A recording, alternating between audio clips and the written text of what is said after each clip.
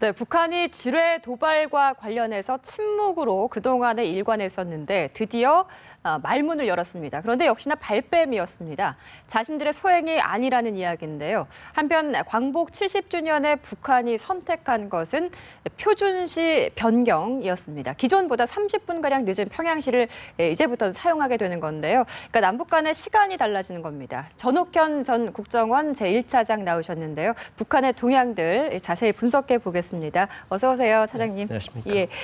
우선 북한이 그 DMZ에서 발생했던 지뢰 도발 관련해서 입장을 발표했거든요. 저희가 화면을 좀 준비를 했는데 화면을 통해서 북한의 입장을 먼저 좀 확인해 보시죠. 지난 4일 남쪽에 위치한 괴뢰 헌병 초소 주변에서 원인 모를 지뢰 폭발 사건이 발생하였다. 군사분계선 남쪽 400m 지점에 있는 괴뢰 헌병 초소 앞에 우리가 자기 방어를 위해 그것도 3발의 지뢰를 매설하였다는 것은 말도 안 된다. 우리 군대가 그 어떤 군사적 목적을 필요로 했다면 막강한 화력수단을 이용하였지 3발의 지뢰 따위나 주물러 댔겠는가. 그러나 괴뢰들이 결정적 물증으로 여러 가지 증거를 내놓고 그것을 구실로 북남 관계 전반을 더욱 격화시키고 있는 것. 네, 이게 북한 국방위 정책국 담화에서 이제 언급된 내용인데, 그러니까 예상을 사실은 했던 부분 아니겠습니까? 우리가 아니다, 우리가 한 게 아니다 이런 이야기인데, 그러니까 시점이 보면은 지금까지 가만히 있다가 왜 광복절 전날에 이런 발표를 했을까요? 그것이 이제 바로 이제 많은 국민들이 궁금해할 것 같은데 이번 지뢰 도발 사건이 아니었으면 이 광복 70주년이라는 굉장히 중요한 경축의 날을 계기로 해서 남북 관계의 경색을 우리가 좀 더 이니시어티브를 쥐고 좀 해소해보자. 그래서 이 대화와 이 교류 협력과 관련된 우리 정부의 어떤 새로운 입장이 나오지 않을 것이냐라고 하는 기대가 많았거든요. 근데 지뢰 도발 사건 때문에 이러한 유화적인 메시지보다는 북한을 응징해야 된다는 이런 여론이 비등하고 있어요. 근데 이거를 북한이 물론 부인을 했습니다마는 가만히 있을 경우에는 마치 이건 북한이 한 거 맞는 거 아니냐. 그러니까 가만히 있는 거 아니냐. 이런 국내에서 해석이 나올 가능성이 굉장히 높다. 그렇게 된다면 기존에 우리 정부가 내놓으리라고 하는 새로운 교류 협력에 대한 어떤 기대 메시지보다는 오히려 응징에 가까운 압박 분위기의 메시지가 나올 가능성이 있다. 북한이 이렇게 판단을 하고 본래대로 대북 유화 메시지가 이런 광복절에 많이 담기도록 유도하기 위해서 이런 이 북한의 책임이 없다. 오히려 남한 당국이 만들어낸 조작 이런 사건 아니냐. 이렇게 여론을 이렇게 호도해 보려는 기만 전략의 일환이다. 저는 그렇게 봅니다. 근데 일단은 그 입장 발표가요. 김정은 체제 들어서 굉장히 어떤 이슈에 대해서 빨리빨리 반응을 했었는데 이번에는 좀 시차가 있었어요. 입장 발표도 꽤 늦었고 그 담화 내용 조금 전에 영상으로 보여드린 내용을 좀 보면은 사실 좀 뻔한 변명인 것 같다. 이런 생각을 좀 지울 수가 없는데 그러니까 본인들이 진짜 도발을 하려고 했다면은 그깟 지뢰 몇 개 매설을 했겠냐 이 얘기거든요. 그렇습니다. 이제 뭐 잘 아시겠지만은 북한은 지금까지 6.25 전쟁 이후에 아주 수만 종류의 도발을 했으면서 항상 부인으로 일관하는 것이 그리고 우리 한국 정부의 책임을 씌우는 것이 상투적이고 아주 고착화된 패턴입니다. 이번 사건에 대해서 저렇게 나오는 것도 진짜 뻔한 거짓말 하는 것도 이런 상투적인 기만 이 전략의 일환이거든요. 딱 2번만 인정을 했어요. 언제냐면 도끼만행 사건 때. 그 다음에는 이 96년도에 강릉 잠수함 침투 사건 때 딱 2번을 제외하고는 항상 뻔한 거짓말만 해왔기 때문에 이렇게 뻔한 거짓말, 뭐 자기네가 도발을 하면 3발 갖고 하겠느냐, 왜 막강한 이런 화력을 동원해서 하지 이렇게 얘기했거든요. 그래서 이렇게 아주 뻔한 거짓말을 하는 것은 북한의 상투적인 전술이기 때문에 이번도 그 전술의 연장선에서 나온 것이다.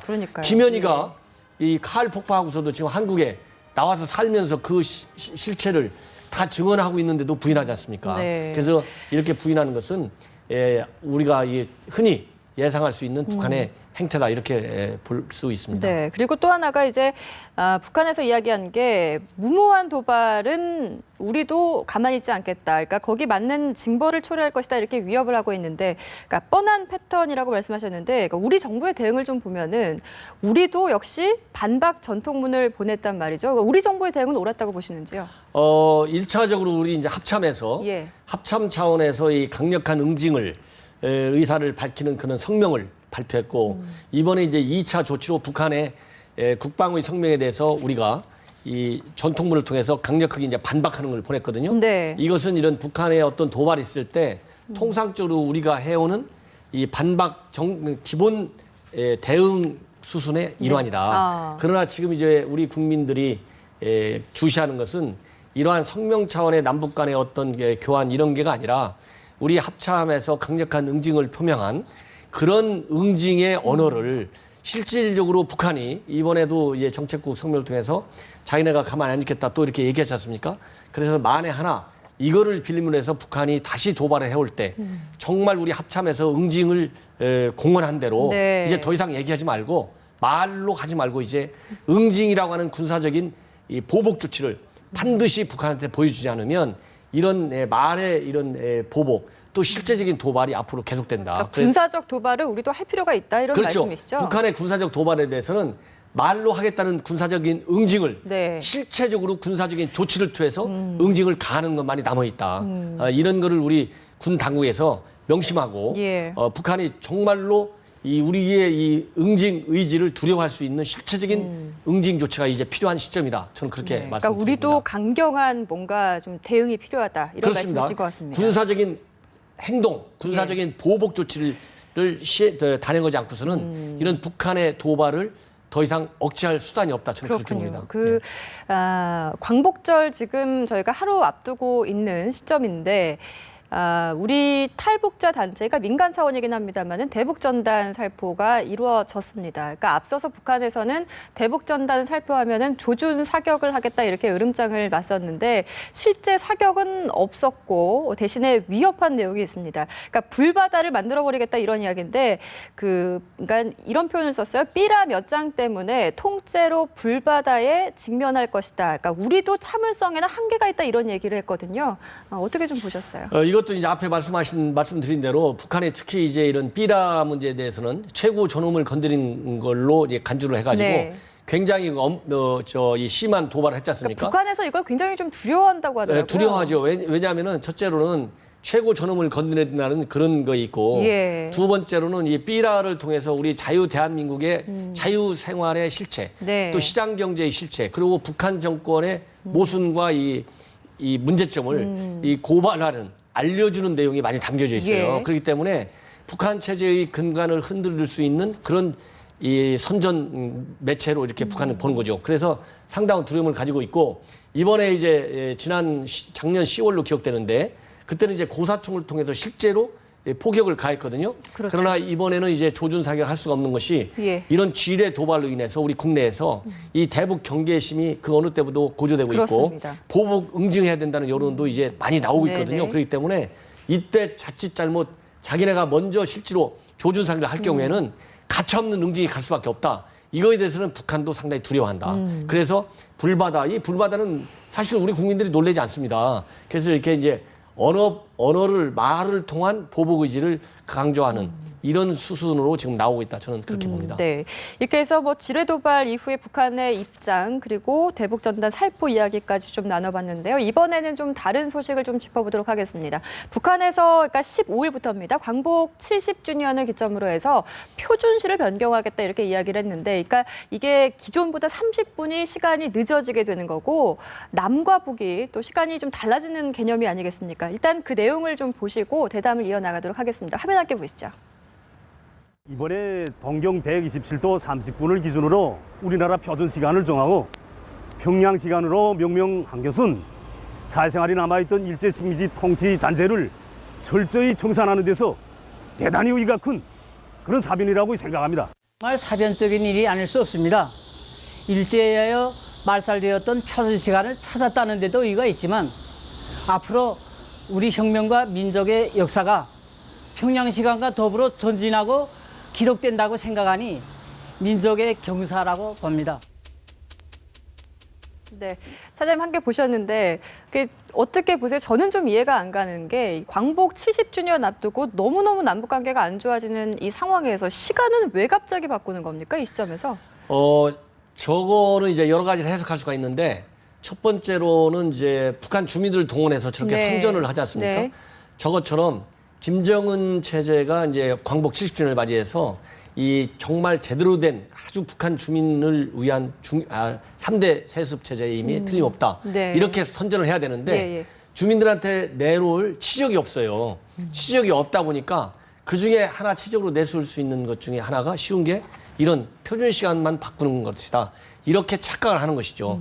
그래서 이 김정은 우상화 작업을 하는데 굉장히 좋은 소재가 될 수 있다. 예. 이런 거 하나 있고 두 번째로는 지금 우리 주민들, 북한 주민들이 얘기한 것처럼 이 항일 일제의 잔재 이걸 없애겠다는 거 아닙니까? 그 얘기는 바로 뭐냐? 예. 이 항일 투쟁 정신을 드높이는 것이죠. 그래서 항일 빨치산 세대들을 중용하고 있거든요. 김정은이가. 이럼으로써 벨트 협동과 항일 빨치산 세대가 이 김정은 체제를 떠받치는 중요한 하나의 세대 정신이 되고 있어요. 항일 투쟁 정신이. 이런 것처럼 표준시 변경을 통해서 항일 정신, 항일 빨치산 세대를 중용하는 데 대한 주민들의 이 적극적인 지지 이런 것도 동원해보고 싶은 그렇군요. 이런 정치적인 계산이 많이 깔려있다. 저는 그렇게 봅니다. 이 표준시 변경을 두고도 참 여러 가지 의도를 가지고 있는 것 같은데 여기에 대해서 우리 박근혜 대통령이 입장 발표를 했습니다. 그러니까 당연히 뭐 평화 통일에 역행하는 것이다 이런 비판을 했는데 여기에 또 북한에서 반박을 합니다. 그러니까 이런 표현이 어떨지 모르겠습니다만 이런 얘기까지 하죠. 친일 매국이다 이런 표현까지 쓰면서 용납 못할 정치적인 도발이다 이렇게 얘기를 하는데 그러니까 일련의 이런 상황을 보시면서 어떤 생각이 드세요? 저는 좀 혼란스럽다. 이런 참 어려운 상황이구나 이런 생각이 들었거든요. 그러니까 이렇게 정말 상식적으로 이 상상할 수 없는 이런 비난의 수위를 높이고 있거든. 이런 거 하나에 네. 대해서도 얘기는 뭐냐. 김정은이가 특히 최근 들어와서 하는 일련의 대남 행태 중에 가장 큰 특징은 우리 박근혜 대통령 개인에 대한 비판 수위가 인간의 탈을 쓰고 들어줄 수 없는 수위로 굉장히 높이고 있어요. 심지어 며칠 전에 보도를 보면 네. 우리 박근혜 대통령을 관역의 한 중앙에 놓고 사격훈련 연습하는 것까지 지금 그렇습니다. 보도하고 있지 않습니까? 이 정도로 비난의 수위를 최극도로 높이고 있는데 이 얘기는 바로 무슨 얘기냐. 앞에서 얘기한 대로 김정은의 치적으로 내세워가지고 주민들의 절대적인 지지를 말하자면 확산시키기 위해서 표준시 작업을 했는데 우리 대통령께서 이거는 이런 대화의 분위기, 평화협력의 분위기에 찬물을 끼얹는 네. 것이다. 이렇게 하고 나니까 김정은 체제의 어떤 안정에 박근혜 대통령의 말이 훼손하는 그런 약으로 작용할 우려가 있는 것이죠. 예, 예. 그렇기 때문에 더 세게 비난할 수밖에 없다. 이것이 김정은 체제의 하나의 그 비정상적인 측면의 하나다. 네. 저는 이제 그렇게 그러니까 봅니다. 김정은의 치적 쌓기다 이런 말씀이신데 이게 사실 뭐 시간이 좀 가고 이러면은 북한 내부적으로는 당연히 적용이 되고 또 주민들도 익숙해지겠지만 문제가 되는 게 예를 들어서 개성공단 경우만 해도 뭐 입출경 시간이라든가 너무 혼란스러울 것 같거든요. 어떤 부분이 가장 우려되세요? 이제 가장 큰 것이 이제 현 생활과 관련해서 이게 기본적으로 남북한 단일 민족이고 그렇죠. 이 예. 우리가 이제 통일을 지향하는 특히 이제 우리 정부가 현 시점에서 통일 지향적인 분위기를 만들기 위해서 많은 노력을 하고 있어요. 그리고 그 다음에는 이 통일을 다루는 데 있어서 가장 어려운 것 중에 하나가 이 우리 한민족 간의 이질감이 굉장히 커지는 거거든요. 이런 이질감이 커지는 것을 더 촉발시키는 요인이 되는 것이다. 그래서 이 개성공단을 비롯한 남북 간의 교류 협력을 하는데 서로 다른 시간대를 쓰게 되니까 굉장히 불편하지 않습니까? 그러니까요. 예. 그래서 이런 민족의 이질감을 조성하는 굉장히 촉매제 역할을 하는 네. 것이 굉장히 안타깝고 예. 그 다음으로는 이제 어떤 면이 있냐면은 북한이라는 그런 실체는 굉장히 조만한 나라 아닙니까? 이런 조만한 나라가 그리고 국제적으로 굉장히 고립되어 있는 나라가 그렇죠. 시간까지도 국제사회에서 또 다른 시간을 씀으로써 국제적인 고립을 굉장히 심화시킨다. 그러니까요. 그러면 예. 김정은이는 자기 체제의 정당성과 정통성과 치적을 쌓는 데 활용하려 했는데 오히려 국제사회로부터도 우리 민족 내부로부터는 물론이고 국제사회로부터 심한 비판을 받을 수밖에 없다. 이미 그러니까요. 국제사회가 예. 비판하고 있거든요. 그러니까 그 말씀이에요. 그러니까 국제사회에서 봐서도 이 작은 땅덩어리 안에서 시간이 30분씩 차이가 난다는 것이 가뜩이나 이제 북한의 경우에는 어떻게 보면 국제사회에서 좀 천덕꾸러기 취급을 받고 그렇습니까? 있는 게 사실인데 글쎄 이런 시선이 이어지고 뭔가 좀 국제사회에서 더 고립된다 싶으면은 이걸 또 번복할 수 있는 가능성도 있지 않겠습니까? 본래 이제 뭐든지 이제 김정은이는 자기 마음대로 하지 않습니까? 이 모든 국가의 즉흥적이죠. 통치 행태를 예. 즉흥적이고 이 돌발적이고 자기 마음대로 정상적인 어떤 사고의 틀로 어떤 국가의 정책을 예단하고 네. 이런 게 전혀 없거든요. 그렇기 때문에 언제라도 이걸 바꿀 수는 있겠지만 제가 보기에는 이것이 김정은 체제의 하나의 큰 치적 쌓기 이걸로 이 심리전의 매체로 이런 소재로 적극적으로 활용하기 때문에 쉽게 김정은이가 이거를 국제사회의 어떤 비판의 소리를 교모하게 들어서 교정을 하기보다는 이거를 강행시킬 것이다. 그리고 국제사회든지 아니면 북한 주민 내부로부터 설령 불만의 소리가 나온다 하더라도 이거를 김정은이한테 제대로 직보할 수 있는 사람이 있겠느냐. 왜냐하면 김정은이가 하고 있는데 불만 좀만 하면은 다 처형해버리지 않습니까? 예. 얼마 전에도 현영철 처형다 했지. 또 북한 내각 부총리 또 네. 처형했다.